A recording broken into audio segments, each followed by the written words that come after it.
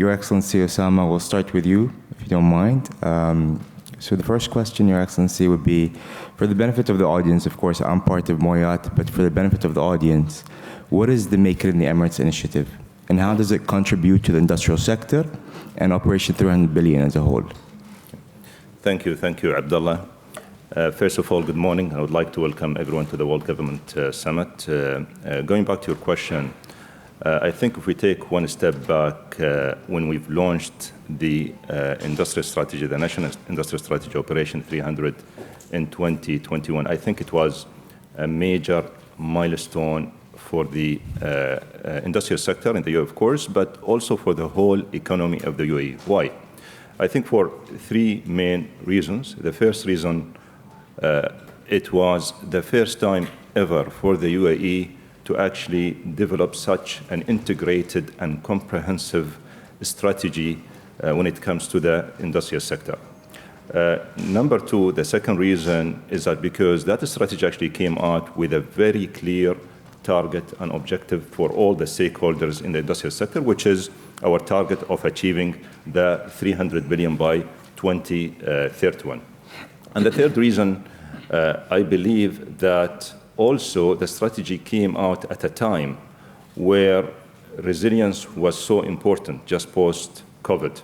So we came out with that strategy at the national level with three key priorities: resilience of supply chain and the importance of advanced technology adoption and increasing the efficiency of our supply chains as well as our industries, and also the importance when it comes to, post-COP also, the importance of accelerating our decarbonization when it comes to the industrial sector, especially the hard-to-abate industries. Now, with that very clear target that we'd like to achieve by 2031, and also along with the three key priorities that we've just mentioned, it was very important also to come out with a set of transformative initiatives that will actually operationalize this strategy and enable us to achieve to that target. So we came out and developed, along with our stakeholders, a set of different initiatives, which Make It in the Emirates initiative actually was born as part of that set of flagship initiatives of the Moyat as well as industrial sector initiatives. So what it is an invitation, and it is also a call for action for everyone in industry, especially the potential investors when it comes to our local investors, not only the foreign investors, of course. It's very important, the foreign investors for us, but also encouraging our local investors to actually be part of that journey. And it's also an invitation for our champions in industry to actually come and also provide their incentives and enablers to accelerate our, I would say, path when it comes to achieving the 300 billion. Also, there is a great deal of role that is anticipated from those champions when it comes to providing offtakes as well. So that was also another element of the package. All in all, and to consolidate all of these efforts when it comes to where we're trying to actually head in terms of the target, the priorities, the multiple initiatives that we've talked about, it was also very important for us to consolidate all of this within one platform. So we've also launched in 2022 the Make It in the Emirates Forum as a platform to showcase all of the efforts, not from Moyat only, but from all the stakeholders in industry, the champions offtakes, the enablers and incentives from the ecosystem players, like EDB, for example, and others, and actually try to invite the potential players and investors to be part of this journey of Make It in the Emirates and our Operation 300 journey. Thank you for that insight, Your Excellency. Ahmed, the next question would be yours. So we've all heard about the industrialization, decarbonization roadmap, which was launched on the sideline of COP28. So as a development bank CEO, what role do you believe development banks have to play in sustainable industrial development and decarbonization? So, assalamu alaikum, good morning, everybody. Thank you for the question. It's a very good question, it's a pointed question. Look, development banks are the engine for the direction that a government decides to take. Development banks globally, but of course locally here in the UAE, we as Emirates Development Bank are really the engine behind the economic agenda of the government. So Moyat is in the driver's seat. We are an arm of Moyat. We are the engine that they utilize in order to drive that agenda. But that also goes broader towards all the agenda points that the federal government wants to achieve. So as a development bank, you need to ensure that your mandate is aligned directly to the mandates that the government has. So with us in the UAE, it's the 2030 plan. We look at the key sectors that are critical for development and growth for the country, from it being the, of course, decarbonization, net zero goals that the government has for 2050 as well, but also the economic growth agenda that we have for the country. This cascades in different ways into an organization. So not just to be so high level and giving you guys slogans, but to tell you exactly how we do it. So within an organization like Emirates Development Bank, we are a bank. We look at things from a credit perspective. We have to evaluate projects. We have to evaluate any initiative that we are going to finance, because in the end of the day, we are protecting the capital of the government. So we do the same role that you would find in regular banks. You will find that we have full credit departments, full risk departments, full underwriting and assessments, and all these feasibilities, everything that you would assume a financial institution will do. But where are we different?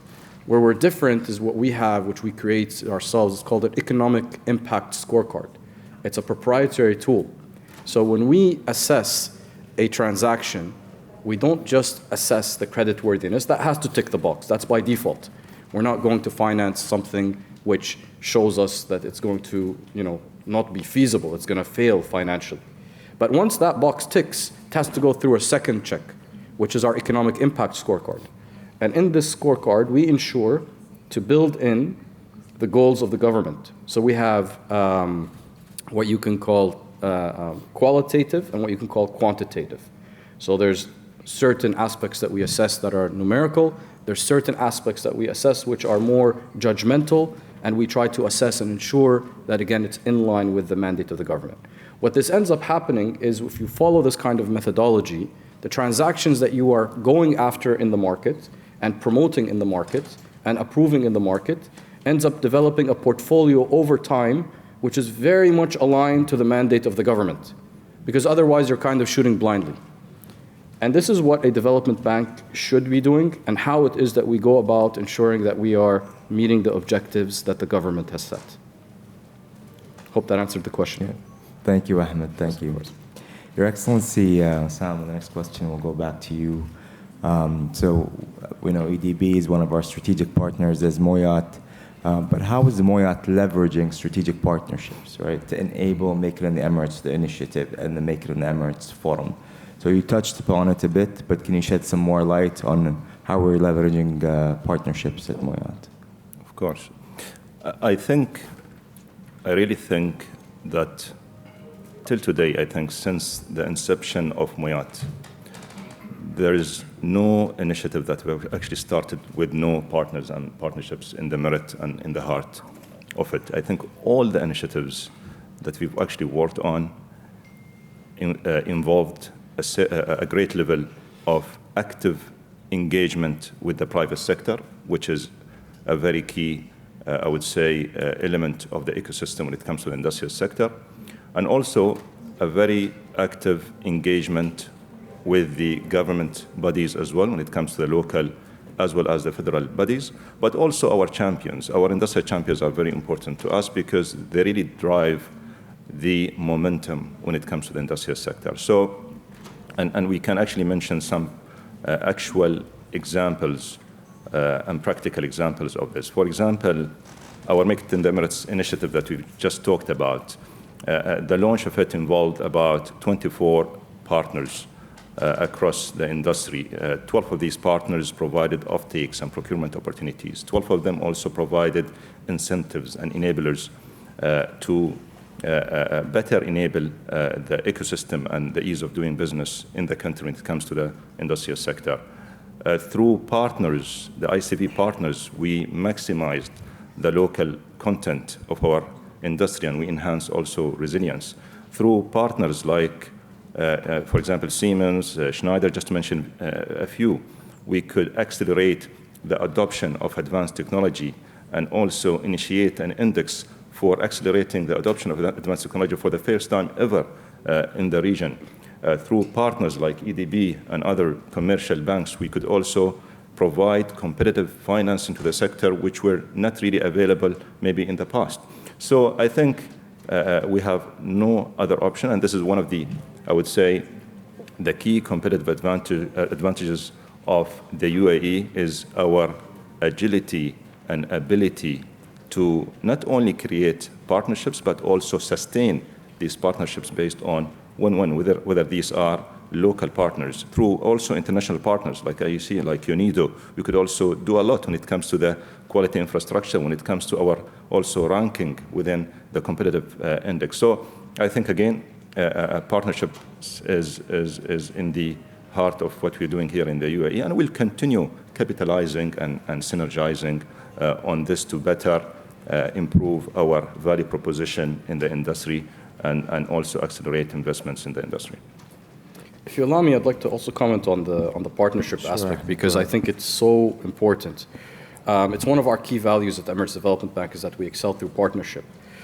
Look, let's be honest with ourselves. Prior to COVID, there was a lot of silo mentality. There was a lot of silo mentality where different entities in the private sector, in the government sector, local, federal, whatever that might be, really operated on a standalone basis. You had an umbrella which had a clear mandate through leadership as to what should be done, and each entity kind of went out and executed on their own. And when they executed on their own, some did it better, and others maybe not as well. What I can tell you is very clearly shined post-COVID through the federal, local, private, public sectors here in the UAE, is that partnerships have come to the forefront. Partnerships where you really are working alongside multiple entities to achieve the same goals. And this is something which, inshallah, I personally am seeing the yield of it and the success that's coming out of it. You know, the old adage that one hand can't clap by itself, right? But in reality, when you put 2, 3, 4, 5 hands, the clap that comes out of that is very loud. You can see the impact and the momentum that comes off of it. And I'm telling you that today, through our partnerships with Moyad, through our partnerships with other federal entities and local entities and the private sector, we're seeing multiplier effects. So for us, this is a very, very important key element. I just wanted to add that to that. Thank you both for highlighting the importance of partnerships. Ahmed, the next question is specific to you. We know inclusivity is very important and key.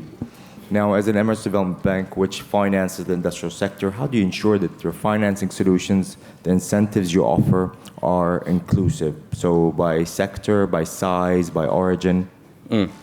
So when we say inclusivity, for us, inclusivity has ends, has boundaries.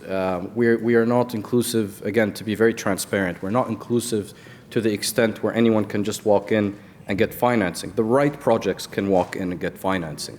And we have no issues in the sense of nationality, so it's UAE nationals, expats, anyone who is willing to set up their business in the UAE. And actually, we want foreign direct investment, and we want to attract the potential for companies to come from outside to help us with substitution of imports, to promote our exports, and so on and so forth. But we are not here to give loans to what you would call struggling businesses. You know, we're not the lifeline. We're not here to try to save a business. We're not here to also buy out bad debt or restructure. People sometimes get this misconception that, oh, you're a development bank. You should be somehow, supporting those that are struggling. No, sorry, that's not what we're here for. We're here for economic development and impact. We're here to ensure that everyone, from a small entrepreneur all the way to a large corporate, if they are within the mandate of what the government is looking for, that we are here to support them. We try our best to make it as easy and seamless as possible. So our application processes, whether it's through digital means, whether it's through face-to-face relationships, we go out to the market ourselves to be proactive. We do roadshows, CEO roundtables. We go to every single free zone, every single chamber of commerce, every single department of economic development. We do events with all of these entities, again, with our partnerships, in order to bring on board as many people as possible. So this is by no means limited to just a select few. This is anybody can walk in through the door with the right feasibility, with the right financial means to set up a project here in the UAE, and we'd be very willing to support them. Thank you, Ahmed. Thank you. The last question, Your Excellency, will direct it to you. We've seen the industrial sector over the past 50 years since the establishment of the UAE grow. We've seen a few sectors which nourished over the years. So what do you foresee the future of the industrial sector in the UAE, and what do you think it would be like? Well, I think clear and positive. Why clear? Because, again, we do have a very clear target and goal, and I hope that we've actually managed to cascade that and communicate that to all the players in the sector. I'm sure our partners, again, including my colleague here, Ahmed, and the rest are very well aware on what we're trying to achieve by 2031 in 10 years' time. So it's clear, again, in terms of where we're heading. It's clear, again, in terms of the priorities. We've talked about the priorities in the past. Resilience, again, adoption of technologies, again, decarbonization and sustainability is key.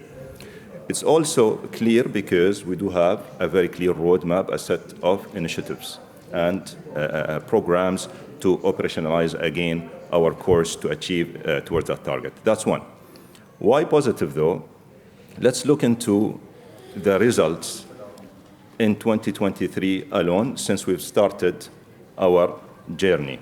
In terms of MVA, or industrial contribution into the GDP of the UAE and the economic, I would say, value of the UAE, we've already achieved around 190 billion dirhams. That's almost 30% of our target of the 300 billion by 2031. Our industrial exports increased by almost 17%. Our productivity increased by almost 7% in 1 year. And again, this is due, it means that all the initiatives that we're working on when it comes to the automation, when it comes to the deployment of advanced technologies actually are in place, and we are seeing impact from that. In terms of the number of factories and growth, in 1 year, we've increased about 11% more factories we have in the UAE. And again, and the list goes on. And again, the future is about building, I think, on this momentum that we've actually seen in the past year or so. And again, through partnerships, we will continue doing what we've been doing. We will continue promoting advanced technology adoption. We'll continue promoting and encouraging our hard-to-abate industries to decarbonize and become not only commercially feasible, but also carbon content feasible and competitive. We'll continue also accelerating or enhancing our value proposition when it comes to the incentives and enablers along with our partners. And again, we invite everyone locally, regionally, internationally, to be part of this journey and be part of the Making the Emirates and Operation 300 at the end of the day. Thank you. Thank you, Your Excellency. Thank you both. Thank you, Ahmed. Thank you for listening.